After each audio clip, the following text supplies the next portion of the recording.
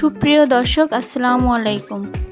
আজকে আমি আপনাদের তৈরি করে দেখাবো সবচেয়ে সেরা স্বাদের মজাদার ফালুদা, যেটা রেস্টুরেন্টের স্বাদকেও হার মানাবে, এতটাই মজাদার।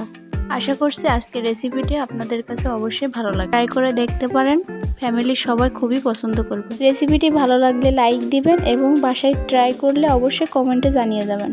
ট্রাই করার জন্য কিন্তু ভিডিওটি শেয়ার করতে হবে, অবশ্যই শেয়ার করে রাখবেন। আর এরকম সব মজার মজার রেসিপি পেতে আমার চ্যানেলটি অবশ্যই সাবস্ক্রাইব করে রাখবেন আর পাশে থাকা বেল আইকনটি প্রেস করে রাখবেন। প্রথমে সাবু সিদ্ধ করব।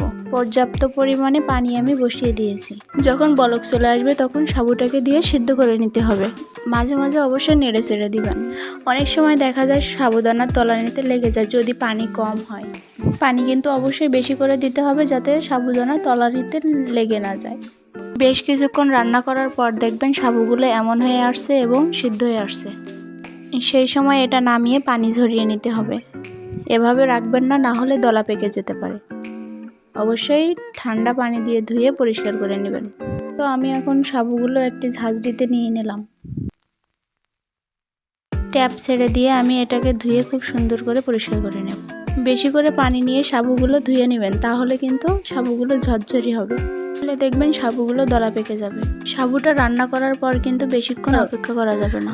সবকিছু আগেই রেডি করে রাখবেন। যখন আপনারা ডেজার্টটি তৈরি করবেন তখনই সিদ্ধ করবেন সাবুটি। আগে থেকে যদি সিদ্ধ করে রাখেন তাহলে কিন্তু সাবুটি দলা পেকে যাবে।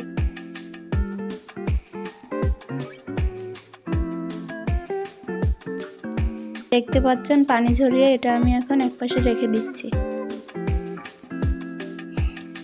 এখন আমি সিদ্ধ করে নেব নুডলস। আমি এখানে কোকোলা নুডলস নিয়েছি। আমি এখানে হাফ নিয়েছি, অর্থাৎ এক প্যাকেট নিইনি, হাফ প্যাকেট নিয়েছি।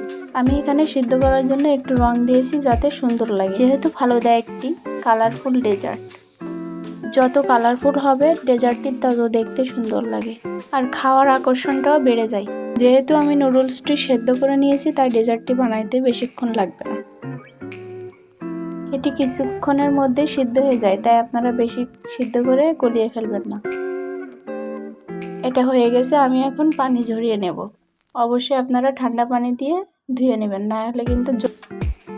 এখন নিয়ে নিচ্ছি পানি। আমি এখানে জেল তৈরি করব।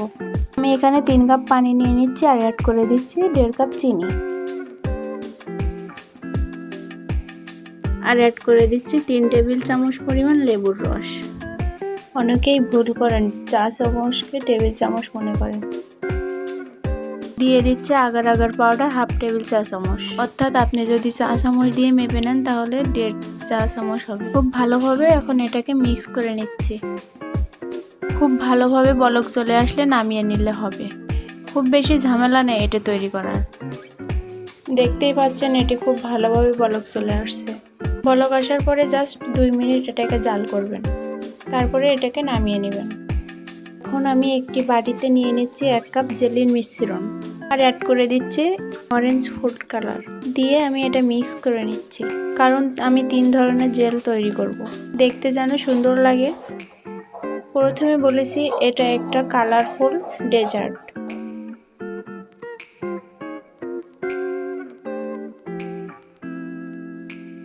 এই ফুড কালারগুলো আপনারা যে কোনো দোকানেই পেয়ে যাবেন।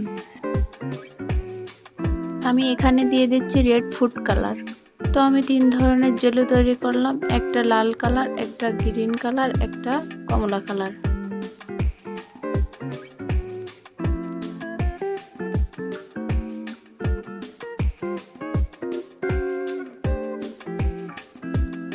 এটা যদি আপনাদের তার থেকে বেশি সময় লাগে তাহলে আপনারা ফ্রিজে রেখে দিতে পারেন। মিক্স করা হয়ে গেছে, এখন এই 3টাকে ফ্যানের নিচে রেখে দিতে হবে 1 ঘন্টার জন্য। আর আমি এখানে নিয়েছি 4 কাপ তরল দুধ দিয়ে এটাকে খুব ভালোভাবে আমি মিক্স করে নিচ্ছি। আপনারা যদি গরুর দুধ নেন তাহলে একটু বেশি করে জাল দিয়ে ঘন করে তারপর গুঁড়া দুধ অ্যাড করবেন, কারণ গরুর দুধ কিন্তু পাতলা হয়। আর অ্যাড করে দিচ্ছি কনডেন্স মিল্ক 3/4 কাপ। এটা যে যার স্বাদ মতো অ্যাড করবেন। আমি অবশ্যই একটু কম মিষ্টি খাই তাই 3/4 কাপ অ্যাড করলাম। দিয়ে আমি এটা সুন্দরভাবে মিশিয়ে আরও একটু কনডেন্স মিল্ক দিচ্ছি, কারণ এটা আমার কাছে একটু বেশি হালকা মনে হচ্ছে। আপনি চাইলে কনডেন্স মিল্কের পরিবর্তে চিনিও দিতে পারেন। জাস্ট এটাকে মিক্স করে যে বলক আসা পর্যন্ত জাল করে নিলেই হবে। কারণ এটাতে গুঁড়া দুধ দিয়েছি, এটা এমনিতেই ঘন হয়ে আসবে। আমার এটা এখন রান্না করা হয়ে গেছে। এটা থেকে আমি কিছুটা দুধ তুলে রাখছি।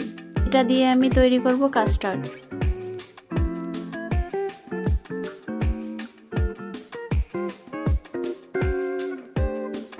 কারণ আলাদা আলাদা রান্না না করে আপনারা কিছুটা তুলে রাখবেন, এতে করে সুবিধা হয়। না হলে বারে বারে রান্না করতে হয় আর ঝামেলা মনে হয়, তখন রান্নাটা কঠিন মনে হয়। এখানে আমি 2 টেবিল চামচ পরিমাণ কাস্টার্ড পাউডার সম্পূর্ণটা দিয়ে জাস্ট নেড়েচেড়ে মিক্স করে নিতে হবে। তারপর দেখবেন যে এটা ঘন হয়ে আসছে। দেখতেই পাচ্ছেন কাস্টার্ডটা আমার হয়েই গেছে। কাস্টার্ডটা বেশ ঘন হয়ে আসছে, অর্থাৎ আরো ঘন হয়ে আসবে। এখন এটাকে আমি নামিয়ে নিচ্ছি।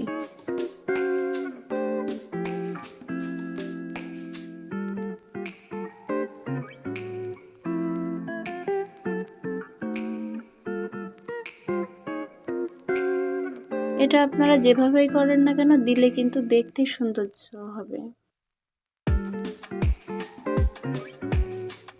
আর জেলেগুলো হবে একদম সফট। আপনারা বেশি আগার আগার পাউডার দিবেন না, দিলে কিন্তু জেলেটা হার্ড হয়ে যাবে। আর জেলে যদি হার্ড হয় তাহলে কিন্তু খেতে ভালো লাগবে না, তাই জেলেটা অবশ্যই সফট। আমি এখানে যা যা যেভাবেই অ্যাড করেছি আপনারাও ঠিক সেভাবেই করবেন, তাহলে কিন্তু দেখবেন খেতে অসাধারণ হয়েছে। আপনারা নিজে নিজে করে কিন্তু রেসিপিটা বিক্রিয়া করবেন না, তাহলে কিন্তু খেতে একদমই ভালো। আমি এখানে লাল, সবুজ, কমলা সবগুলো একই শেপে স্কোয়ার শেপ করে আমি কেটে নিয়েছি।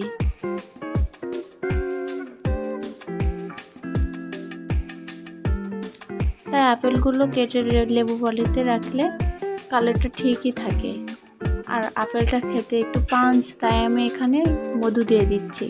মধু দিয়ে এখানে আমি কলা ও আপেল খুব ভালোভাবে মিক্স করে নিচ্ছি।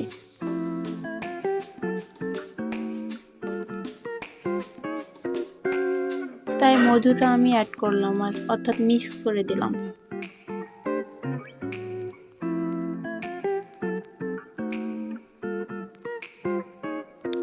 একটা বাটিতে নিয়ে নিচ্ছি প্রথমে নুডলসটি আমি চারিদিকে ছড়িয়ে দিচ্ছি। তারপর অ্যাড করে দিচ্ছি সাবুদানা। দেখতেই পাচ্ছেন সাবুদানা এখনো কতটা ঝরঝরে আছে। আর দিয়ে দিচ্ছি জেলো। দেখতেই পাচ্ছেন কতটা সুন্দর লাগছে আর অনেক আকর্ষণীয় লাগছে। উপরে আমি আবারও জেলো দিয়ে দিলাম, আর দিয়ে দিচ্ছি একটু সাবুদানা, একটু নুডলস দিয়ে দিচ্ছি, আর দিয়ে দিচ্ছি একটু আইসক্রিম। এটা অবশ্য হোমমেড আইসক্রিম, আপনারা চাইলে কেনা আইসক্রিমও দিতে পারেন। আইসক্রিমের রেসিপিটা যদি আপনারা দেখতে চান তাহলে আমাকে কমেন্ট করবেন, আমি আপনাদের আইসক্রিমের রেসিপিটি নিয়ে আসব। এখন আমি আপনাদেরকে গ্লাসে সাজিয়ে দেখাচ্ছি। প্রথমে দিয়ে দিলাম নুডলস, তারপর দিয়ে দিচ্ছি একটু সাবুদানা, তারপর দিয়ে দিচ্ছি জেলো, তারপর দিয়ে দিলাম একটু স্ট্রবেরি জেলো।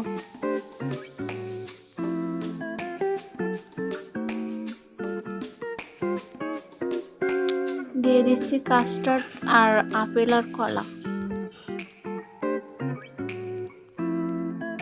আবারও একটু নুডলস দিয়ে দিচ্ছি, দিয়ে দিলাম একটু সাবুদানা, আর অ্যাড করে দিলাম আইসক্রিম। এখন দিয়ে দিচ্ছি একটু তরল দুধ, যেটা আমি ওই যে আগে থেকে তুলে রেখেছিলাম। এখন আমি উপর থেকে দিয়ে দিচ্ছি একটু জেলো, যেটা দেখতে অনেক সুন্দর লাগে। এভাবে আমি 4টা গ্লাসই সাজিয়ে নিয়েছি, দেখতেই পাচ্ছেন। এটা অনেক সুন্দর লাগছে, দেখতে আকর্ষণীয় এবং খেতে অনেক মজা। আপনারা এটা ট্রাই করে দেখবেন রেস্টুরেন্টের থেকে অনেক মজা। আমি এখানে যতটা পরিমাণ তৈরি করেছি সেটা থেকে 12 জনের মতো সার্ভ করা যাবে। আপনারা চাইলে কম বেশি করে নিতে পারেন।